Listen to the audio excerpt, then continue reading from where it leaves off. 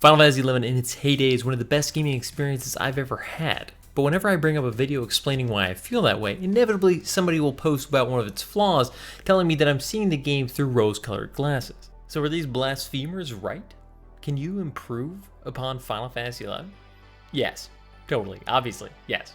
Let's do it right now.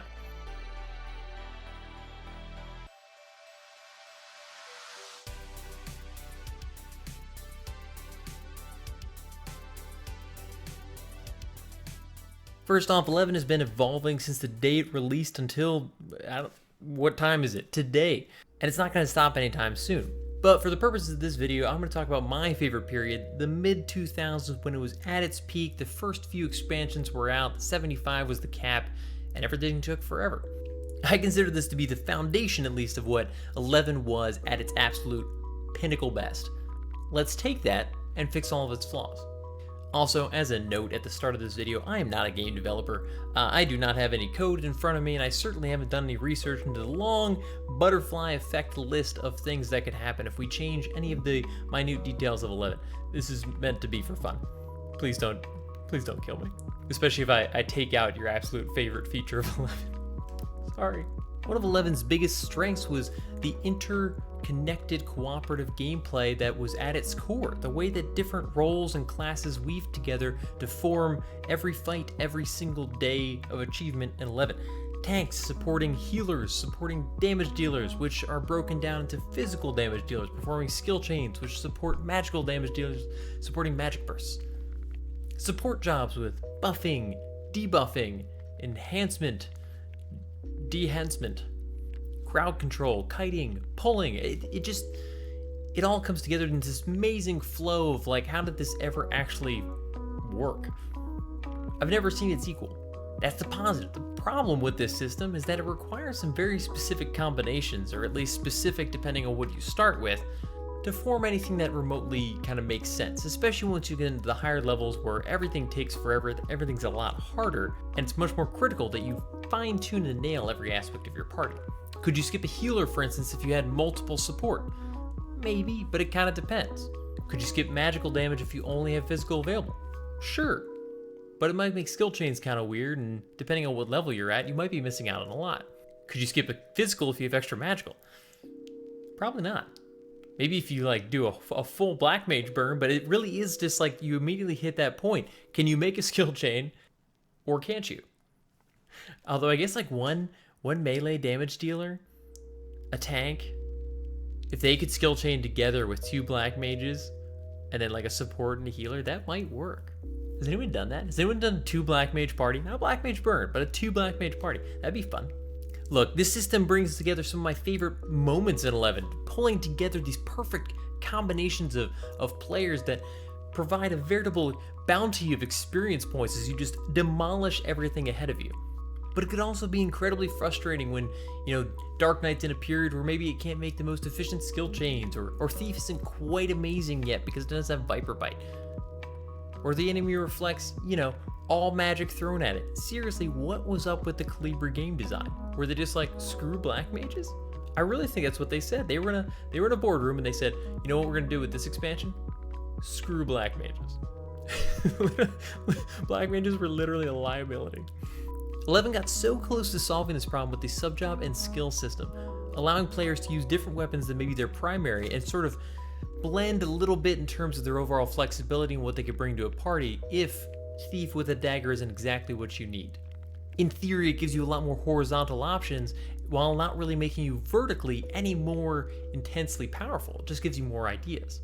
Speaking of which, we actually went into detail recently about the skill system and the sub-job system and how they were so close to being like the perfect game system ever, and they just didn't quite go far enough. Definitely check out that video linked in the description below for that discussion. Loved that one. Damn it.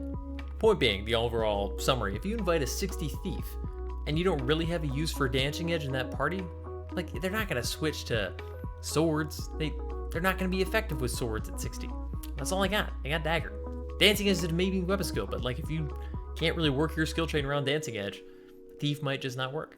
And I can already hear some of you arguing, saying like, well, that's what makes the game so amazing, understanding how those jobs could work together and which ones don't work together quite as well. Sure, but what if we just made it better? And yes, you still needed that knowledge of how those two jobs could work together, but they were always able to work together. What if Monk and Thief was a great combo? Maybe just using a different strategy. Are Monk and Thief great combo? I feel like no, but I don't remember why. Or let's take a step back from the damage dealing side of this. Support. If you have 2 spots in your party and no support jobs are seeking, but that's all you need, what do? You don't party. Look, I love 11's party system, the interconnected web we weave of knowledge and skill, and how you pull different players together to form this ultimate wrecking machine just to earn experience. I love it. Having knowledge of all the job options and skill chains and skills and spells that are available at different level ranges to different players playing different jobs with different sub-jobs is amazing.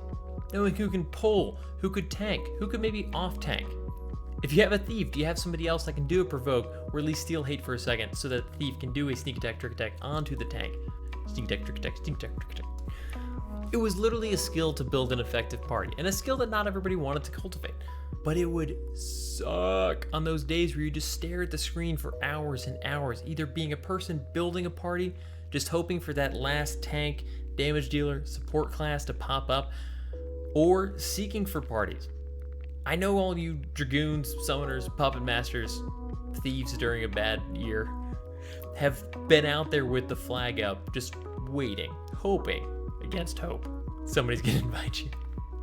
Dragoon had its ups and downs periods, and Pup's amazing now, but it had a rough patch. And ultimately, while you're waiting, while you're hoping against hope that this party will form or that the last piece will fall into place, you're not playing the game. And frankly, that's not good game design. We should never have a period where you're like, I guess I can't play today. So the biggest fix, I think, isn't to make the game more loose in terms of like how you can build that party, but make the player more flexible in what they can achieve. The sub-job system teased at this. It said, hey, what sub-job do you want to fill that missing gap in your own skill set? It was so close, but it just wasn't quite enough. Pantheon Rise of the Fallen, I think, is really doing something cool here and probably solving this problem if they can deliver on what they're saying. They're offering a system where, because of the fact that you can only choose, 8 or 10 skills at a time. So you can't bring the full breadth of everything that your class is capable of every time that you go out of the wilds. But there are roles such as tank, healer, damage dealer. I think crowd control is how they're defining the fourth and final role, support. If you're primarily a damage dealer, for instance, you might get a couple of skills from the crowd control area. Ideally leading to the point where, okay, we don't have a support looking for a party right now. How about we get 2 of our damage dealers in this party to fill in a couple of those skills from the crowd control spec and sort of replace the fact that we're missing 1 full crowd control with 2 half crowd control. Will it work? I don't know. I hope so. It sounds awesome. But imagine if you could have done that in 11. Occasionally we would see glimpses of this being possible. Hayden and I had a great time when the Saigon Third Eye update came out, dual tanking as samurai warriors. We would just both share hate. Saigon Third Eye, endure as much as you could until those third eyes wore off. Other person would provoke and take hate. Essentially, we have 2 damage dealers that are support subbing a tank role. Yeah, we can berserk, and we weren't going to do any sneak attacks. We didn't have thief subs. So this was sort of like a foundation of that idea that, like, 2 people make up for 1 missing role while sort of lessening their abilities in their main role. Fairly balanced. What if people could have subbed Red Mage or Bard and done some of those debuffs and buffs at a decent and effective level of skill? Fantastic. Problem solved. A couple people can do that in the party, and you've horizontally spread your wealth and ability as a player and also kept the people going. You kept the people going. Now you got your party out of town and fighting things. We've talked about this before, but even being able to go out there, say as a party of 5, and start with a system like that, and then as soon as somebody pops up that's available, changing back to your full DD or your full tanking setup, and then pulling in that player that was missing, that'd be great too. It's flexible, but still requires player thought, coordination, and ultimately communication, which is one of the biggest aspects of MMOs that I think we've lost in recent years. You can make do with what you have at near peak effectiveness, but still have to plan ahead and craft the ultimate party. You can be proud of what you've delivered and what you've been able to put together, but you didn't have to have the absolute perfect setup to do that. I'm sure we've all had those moments where two of our friends are leveling the same job and it doesn't really make a lot of sense to pull them both into the party at the same time. It's always just kind of a bummer. Or maybe you've only got a couple hours, the three of you want to go out and do some stuff. You don't want to form a full party, you just want to do a little trio, which depending on your job combination may be totally viable. But if you're three white mages, probably not. I don't know, I'd like to hear your thoughts on this. Is this something that could work? Obviously 11's never going to change at this point to this drastic degree, but I think it could have helped. Speaking of which, while we're quick talking about the party system and how that could have been improved, it was always a bummer when you'd have to, wait for a party, especially like right after you got home from work or school and you've known you were going to play for hours, but you couldn't start seeking until you logged in and were at your computer or PS2.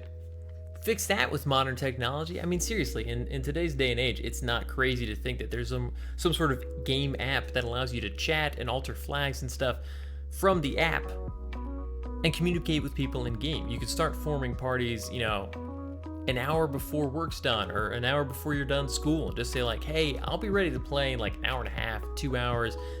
You could have flags setting, these are the activities I'm looking for, experience game, quest, mission, etc. You can even list out the missions and other stuff. Can you imagine if you were seeking for people to do like the 5-3 mission, but instead of just shouting in town, you could have done a search and said like, who's looking for the 5-3 mission? You could leave that flag up for days. Immediately pull back a list of 20 people that need that thing to be done, whether they're online or not. Start reaching out to people. It comes up on their app as a message being like, hey, are you available now or are you available tomorrow at some time? There's so many options. There's so many options for how we can use modern technology to make it a little bit easier to find people as long as you're still willing to search. Yes, you still have to communicate, you still have to reach out to these players and say like, hey, do you mind doing this? Do you want to do this? But finding those people is easier than just like broadcasting to the world, I want to do Divine Might. Next up, the economy. Next up, let's talk about the economy. I actually just made a video about this last week about how the Bazaar was such an amazing tool, and it was. But it became very difficult to advertise what you're selling. That's what we were talking about. Is like one of the biggest flaws of the Bazaar system is you just kind of had to walk by and find people, which has a bit of a nostalgic air to it, but realistically, who's got time for that anymore? The auction house is amazing, but you can only sell 7 things at a time. It's kind of a weird limit. Vendors accepting items is fantastic. I mean, seriously, fantastic. But let's face it, most of the items that you could sell them were far undervalued from what they would sell in the auction house. It's just kind of annoying. What if there was an in-game system for searching and browsing players' wares from like a tool, and better yet, an in-game representation of the cool little shop that you're doing with ways that you could enhance and visually represent what you're trying to sell from the shop to attract people to come buy it. If you could actually treat like a shop with coupons and cool advertisement logos, say you're primarily like a vegetable vendor and your shop was covered in a bunch of cool vegetables that like you could collect from various items. Not only does it give you new reasons to go hunt down these things or pay crafters to build up these cool enhancements to your shop, but it gives you more personal identity in the game. It would be amazing. What if the auction house could hold as many items as you wanted, but would start taxing you more and more the more items you put on? This might restrict you from putting like super valuable, like flooding the market with a ton of incredibly valuable items, which I think is the biggest risk to this change. But probably wouldn't stop you from putting like lower level goods on the auction house more freely. A lot of higher level players just kind of like toss certain items because it's so much of a pain to put like a 1 to 10K item on the auction house. Now, what I will say is this is probably one of the reasons that lower level players are such a huge contribution to the economy and can actually like get a foot in the door fairly easily. Because it doesn't make sense for a higher level player to definitely sell all their crystals all the time. You've only got 7 slots. All of a sudden, if they can, I don't know if it's going to be quite as valuable for the lower level players, which have that advantage of being like, this is worth my time. It may not be worth your time, but it's worth my time. But if all of a sudden you can put up as much as you possibly want, players might put everything up. Kill the market. I don't know. I'm not an economist. What if NPCs were aware of market price in the auction house and bazaars, and just would like maybe not match it, but would get closer?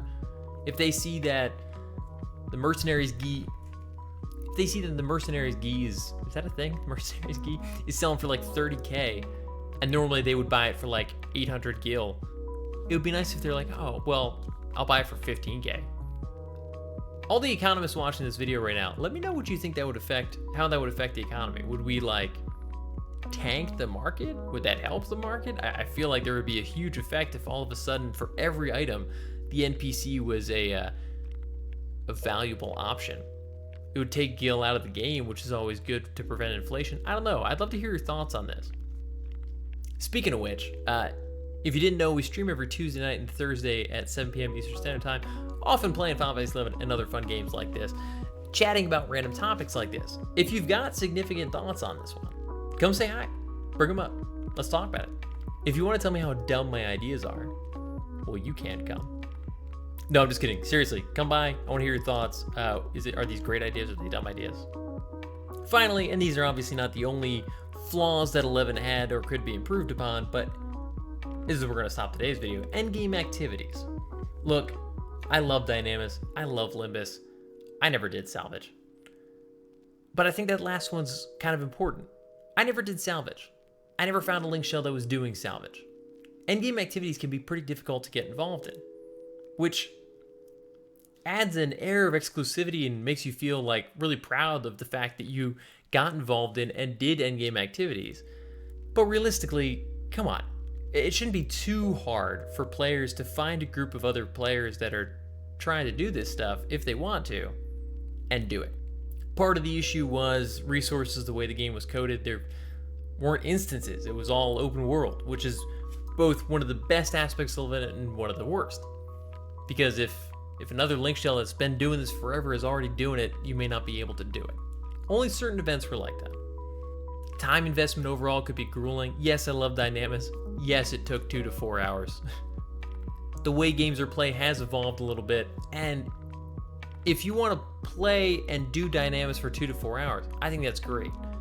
But I don't see any reason why we can't break that up into more manageable chunks to do, I don't know, like 4 to 6 runs that were 2 to 6 hours total. The only idea I could think of is that you break these up into little more manageable chunks of 30 to 45 minutes, the way most content is delivered these days. Still a difficult run that has a beginning and an end, and if you want to do it 6 times in a row, do it. But it has to retain that difficulty. I don't know, I feel like this is the one that people are going to be most upset about, because when you start jumping on the time investment activities, people say you're ruining the overall experience. Part of the best part was, could you keep the run going that long, killing the time pop NMs and stuff? I don't know. I just would love to see this be something that more people could have gotten involved in without it being such a gate to like, I can't do that because I can't stick around for 4 hours, or I can't do that because there's no room in that link shell for me. I don't know. Endgame's tough to fix. I think most people could agree, though, that the H&M system could probably use a little work. While it's amazing that there were these huge in-world, endgame notorious monsters that link shells would struggle to beat, but also, more importantly, struggle to claim, was very cool and very unique. Looking back now, though, I never did a single one.